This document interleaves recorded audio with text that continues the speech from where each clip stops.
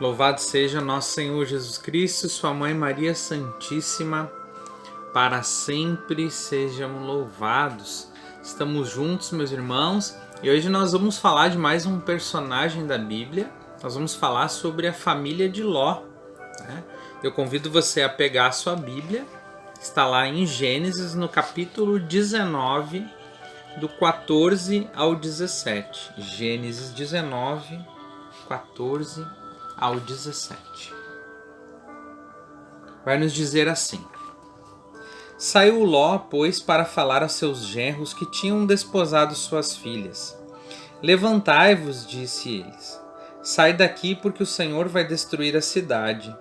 Mas seus genros julgaram que ele gracejava. Ao amanhecer, os anjos estavam com Ló, dizendo: Levanta-te, toma tua mulher e tuas filhas que estão em tua casa, para que não pereças também no castigo da cidade. E como ele demorasse, aqueles homens tomaram pela mão ele, a sua mulher e as duas filhas, porque o Senhor queria salvá-los, e os levaram para fora da cidade.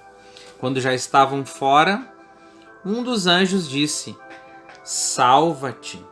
Se queres conservar a tua vida, não olhe para trás e não te detenhas em parte alguma da planície, mas foge para as montanhas, senão perecerás. Palavra do Senhor, graças a Deus. Meus irmãos, aqui nós vemos a passagem que fala de Gênesis capítulo 19, onde vai falar da destruição da cidade de Sodoma, né? Onde existia muitos pecados, né? Muitos pecados, o pecado estava totalmente desordenado, os homens mantinham relações sexuais, homens com homens, enfim, estava toda uma questão relacionada à sexualidade e os pecados estavam influenciando aquela cidade ao ponto de Deus mandar 2 anjos na cidade para destruir a cidade, queriam mandar fogo sobre a cidade. E interessante que quando estes 2 anjos chegam na cidade, Ló, ele estava na porta da cidade e ele conversa com os anjos, ele acolhe os anjos que estavam, né, vamos dizer assim, como homens, não como anjos, né?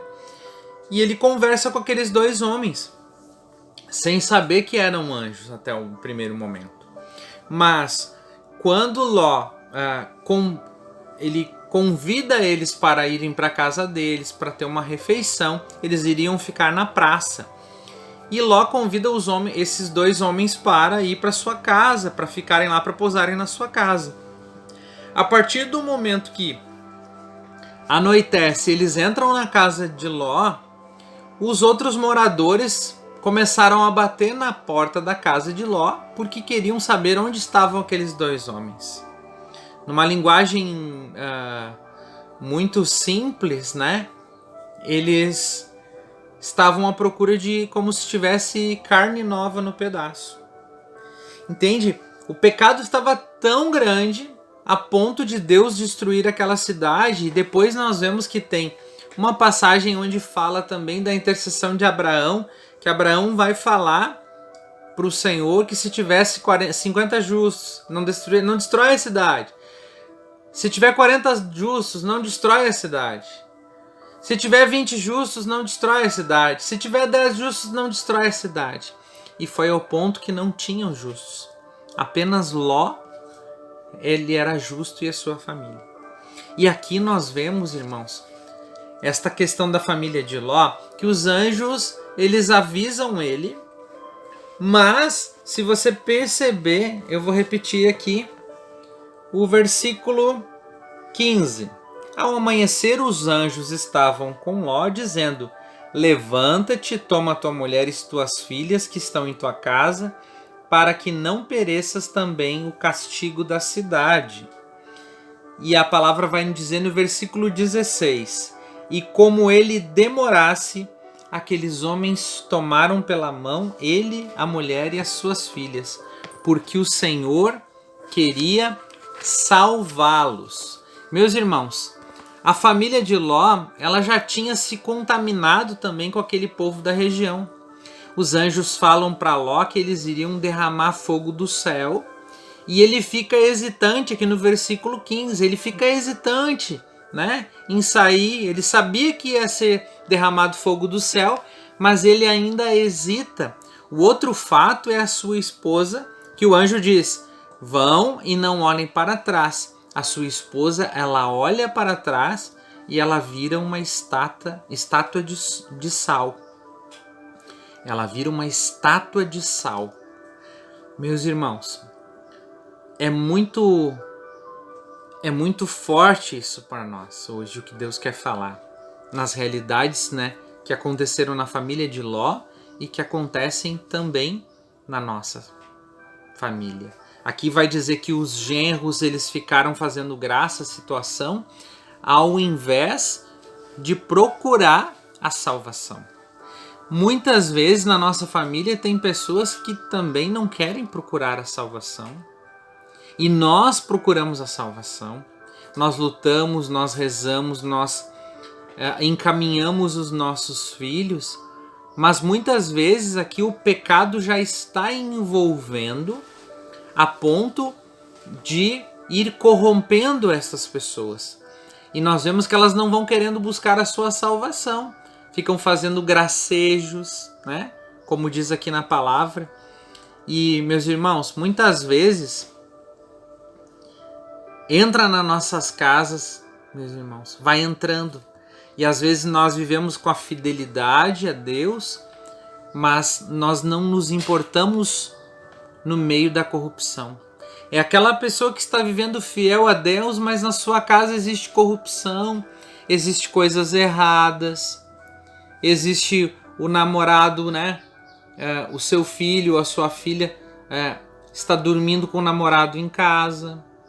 E aí vai N situações que vão acontecendo que são erradas, mas você é justo, você vai na missa, você vai na adoração, você dá o seu dízimo, você está buscando a graça de Deus, mas o meio, a corrupção, ela vai entrando, a promiscuidade vai entrando, né? E vai trazendo uma coisa chamada contaminação espiritual na nossa família. O pecado, ele vai nos anestesiando, meus irmãos. Ele vai nos anestesiando e nós vamos ficando insensíveis ao pecado, né? Nós não vamos cuidando muitas vezes a nossa percepção. A turma que anda com o seu filho, as pessoas que andam com a sua filha, quem são, né? Que tipo de grupo eles frequentam. A escola tem que ser observada, nós precisamos estar atentos, né? Quantos jovens que vão se envolvendo em delitos por causa de um amigo, participa de uma situação, uma brincadeira, e muitas vezes acabam entrando num delito, vão entrando em situações complicadas. Por quê? Porque o meio que nós vivemos, ele acaba nos influenciando, e nós também influenciamos o meio. Mas essa troca, ela sempre deixa marcas sobre as quais nós temos que orar para diminuir as consequências. As consequências da nossa árvore genealógica, os pecados que vêm influenciando em nós, na nossa família. O apego de Ló à família aqui, ele era um apego profundo, né? Tanto ao ponto que ele tem que ser quase que empurrado pelos anjos para ser salvo. E aí acontece o quê? Os genros riam, né? Ficaram, não acreditaram, e eles viveram o quê? Viveram a sua ruína, a destruição. A sua mulher olha para trás, virou uma estátua de sal, porque ainda ela tinha o desejo dos maus costumes. O olhar para trás é querer, simboliza voltar para a vida de pecado, voltar para a vida velha. E o desejo de voltar aos costumes do pecado na nossa família, se nós não cuidarmos, vai voltar os pecados, as situações de erro vão voltar. Então nós somos o quê? Nós somos responsáveis para que a gente possa pedir a graça de Deus para que nós não voltemos para a vida velha, não voltamos para os costumes do pecado na nossa casa, porque senão nós vamos o quê? Vamos voltar ao pecado ou vamos virar uma pedra de sal. A pedra de sal aqui simboliza o quê? O amargor nos relacionamentos, no convívio, que vai tornando muitas vezes quase que impossível. Vai entrando as lembranças negativas do passado, que vão trazendo críticas para o momento atual do presente. A oração ela vai curar as feridas que o meio em que nós vivemos causou em nós, que causou nos nossos familiares. E nós precisamos pedir esta graça de Deus. Nós queremos hoje orar pedindo isso. E eu queria convidar você agora, meu irmão, minha irmã, a fechar os seus olhos, a colocar a mão sobre o teu coração e rezar comigo, meu irmão. Pedir ao Senhor. Senhor Jesus, as nossas famílias, elas têm muitas feridas causadas pelas influências dos nossos amigos, dos vizinhos, até mesmo da cidade em que nós moramos, Senhor. Muitas dessas influências, elas levaram os nossos filhos ao pecado. E o pecado ele vem trazendo e vai fazendo em nós muitas feridas, toda ferida de rejeição, o pai que rejeita o filho, que rejeita a filha por um comportamento negativo, a mãe que rejeita a filha por manias, por ciúme, por inveja, o filho e a filha que acabam rejeitando o pai porque o pai bebe, porque o pai fuma, porque o pai tem os pecados.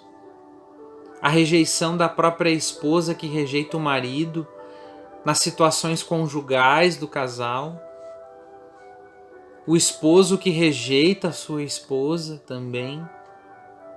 As rupturas que vão tendo nos nossos relacionamentos, mágoas, o fechamento, o individualismo, até mesmo a rejeição das pessoas e o sentimento de ser rejeitado por Deus. Senhor, nós te pedimos hoje, Senhor, liberta-nos destes males, de tudo isso que o meio onde nós vivemos, Senhor, acabou nos ferindo, acabou nos machucando, todas as desavenças, Senhor, todas as agressões, as brigas, todas as discussões, os tapas, os socos, as ofensas, as palavras duras que foram lançadas sobre as pessoas da nossa família, Senhor. Nós te pedimos, Senhor, liberta-nos de todas essas ofensas, todo sentimento de ódio, de vingança, todo sentimento de indiferença, que foi muitas vezes deixando de ser carinhoso com o filho, com a filha, carinhoso com o esposo, ser carinhoso com a esposa. Cura-nos, Senhor, liberta-nos das consequências dessas influências. Também, Senhor, aconteceu de sentirmos saudade do tempo de pecado. Alguns de nossos familiares vivem uma vida de pedra de sal, Senhor. Nós te pedimos hoje, cura-nos todos, Senhor. Põe o teu imenso amor sobre nós. Liberta-nos, Senhor, que a tua graça nos faça, Senhor, perdoar e renovar a nossa vida no teu Espírito. Amém. Bendito seja, Senhor. Glórias e louvores a ti, Senhor, porque tu estás fazendo nova todas as coisas na nossa família. Todos os meios que nós vivemos, todas essas marcas negativas, o teu Espírito Santo agora vai nos lavando com a água viva, vai nos restaurando, vai selando, Jesus, com teu sangue precioso, agora toda esta cura, toda esta libertação que nós estamos recebendo, a nossa família, os nossos filhos, a nossa descendência. Que a nossa família seja um lugar de bênção, Senhor, um lugar onde seja uma igreja doméstica, onde habite o amor, a paz, a união, o diálogo e principalmente a tua graça, Senhor. Amém. Louvado seja nosso Senhor Jesus Cristo, para sempre seja louvado.